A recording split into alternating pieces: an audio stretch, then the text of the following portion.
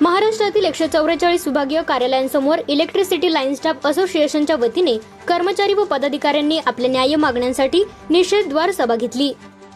दिवाळीपूर्वी जाहीर होणारे सानुग्रह अनुदान अद्याप कर्मचाऱ्यांना न मिळाल्याने तसेच वेतन श्रेणी, वर्गीकरण, सुरक्षा साधने आणि पदोन्नतीबाबतच्या प्रलंबित प्रश्नांकडे प्रशासनाकडून दुर्लक्ष होत असल्याचा आरोप संघटनेने केला आहे। संघटनेच्या म्हणण्यानुसार महावितरणमधील लाईन स्टाफ जीव धोक्यात घालून अविरत सेवा देतो। संप काळातही कामकाजात अडथळा न आणता ग्राहकांना उत्तम सेवा दिली गेली, तरीही कर्मचाऱ्यांना सानुग्रह अनुदानापासून वंचित ठेवण्यात आले असे संघटनेचे म्हणणे आहे।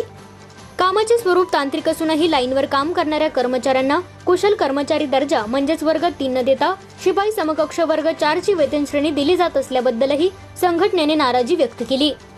ग्रामीण भागात कामाची वेळ निश्चित नसताना कर्मचाऱ्यांना प्रत्यक्षात 24 तास बांधील राहावे लागते। हे कामगार कायद्याच्या भावनेविरुद्ध असल्याचेही निवेदनात नमूद करण्यात आले। सुरक्षा साधने वेळेत उपलब्ध न होणे तसेच अपघातांच्या प्रमाणातील वाढ यामुळे कर्मचाऱ्यांच्या जीवितास धोका निर्माण होत असल्याचा आरोपही करण्यात आला। अपघात झाल्यास दोष कामगारांवर टाकून शिस्तभंग कारवाई केली जाते, मात्र जबाबदारीचे पारदर्शक वाटप केले जात नाही असा संघटनेचा दावा आहे। यापूर्वी माननीय ऊर्जा मंत्री, प्रधान ऊर्जा सचिव तसेच अध्यक्ष व व्यवस्थापकीय संचालक यांच्याकडे प्रत्यक्ष आणि पत्राद्वारे मागण्या करण्यात आल्या होत्या, तरीही विसंगती समितीची बैठक अद्याप झालेली नाही आणि कर्मचाऱ्यांना न्याय मिळाला नाही असे संघटनेने स्पष्ट केले। संघटनेचे सरचिटणीस राजू अली मुल्ला आणि अध्यक्ष रमेश वाटकर यांनी सांगितले की प्रशासनाने योग्य न्याय न दिल्यास आंदोलन अधिक तीव्र करण्यात येईल। दुसऱ्या टप्प्यातील या विभागीय द्वार सभानंतरही मागण्या प्रलंबित राहिल्यास राज्यस्तरीय व्यापक आंदोलनाची दिशा ठरवण्यात येईल असा इशाराही त्यांनी दिला।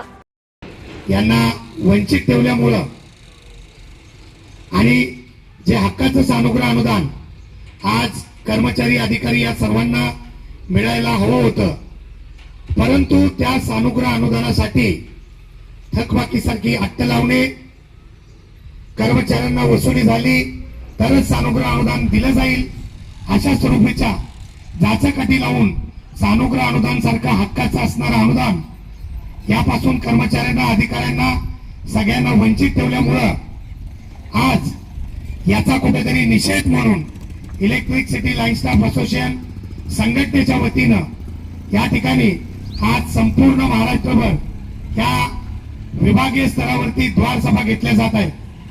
आज या गोष्टीचा निषेध कुठेतरी प्रशासनापर्यंत, माननीय ऊर्जा मंत्री महोदयांच्या कानापर्यंत आज पोहोचणं गरजेचं आहे। आज प्रशासनामध्ये या महावितरण कंपनीमध्ये 30-32 संघटना असताना देखील आज प्रशासन एकतर्फी भूमिका घेऊन या कामगारांचा आवाज दाबण्याचा प्रयत्न या ठिकाणी कुठेतरी होत आहे। मागील काळामध्ये देखील इलेक्ट्रिसिटी लाईन स्टाफ असोसिएशन संघटनेच्या वतीनं ज्यावेळी संपाची हाक स्वतंत्ररित्या देण्यात आली होती, त्यावेळी मित्रांनो संपातनं माघार घेण्याच्या पाठीमागचं कारण हे इतकंच होतं की प्रशासनाबरोबर ज्या विषयांवर चर्चा झाली ती चर्चा सकारात्मक स्वरूपाची झाली। आज आम्हाला भीती होती की कार्यालयीन कर्मचाऱ्यांमध्ये रिक्त जागेच्या 95% भरती होती। उपकेंद्रामध्ये असणारे यंत्रचालक आहेत त्यांच्या ठिकाणी जी भरती होती ती 95% होती, परंतु लाईनवर काम करणारे कर्मचारी जे ग्राहकाचा मूळ गाभा आहेत, जे ग्राहकाला अगदी त्याच्या स्तरावर जाऊन सेवा देणारी जी काही आज महावितरणमध्ये यंत्रणा आहे ती यंत्रणा म्हणजे लाईन स्टाफ कर्मचारी।